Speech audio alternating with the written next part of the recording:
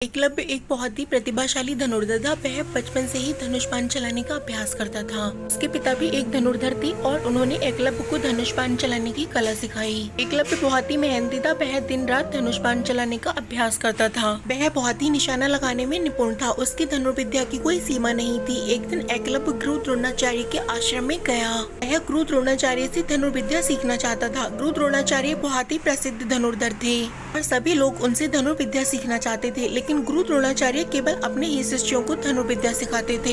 एकलव्य को पता था कि वह गुरु द्रोणाचार्य का शिष्य नहीं बन सकता, लेकिन वह बहुत ही इच्छुक था कि गुरु द्रोणाचार्य से धनुर्विद्या सीखे। इसलिए उसने एक उपाय सोचा। एकलव्य ने एक मिट्टी की मूर्ति बनाई और उस मूर्ति को गुरु द्रोणाचार्य के रूप में मानकर धनुर्विद्या का अभ्यास करने लगा। गुरु द्रोणाचार्य एक दिन अपने आश्रम में टहल रहे थे, तभी उन्होंने एकलव्य को मूर्ति के सामने धनुष बाण चलाते हुए देखा। गुरु द्रोणाचार्य को बहुत आश्चर्य हुआ। उन्होंने एकलव्य से पूछा कि वह कौन है और वह क्या कर रहा है। एकलव्य ने बताया कि गुरु द्रोणाचार्य से धनुर्विद्या सीखना चाहता है, लेकिन चूंकि वह गुरु द्रोणाचार्य का शिष्य नहीं बन सकता, इसलिए वह मूर्ति के सामने धनुर्विद्या का अभ्यास कर रहा था। गुरु द्रोणाचार्य को एकलव्य की लगन और निष्ठा देखकर बहुत प्रसन्न हुए।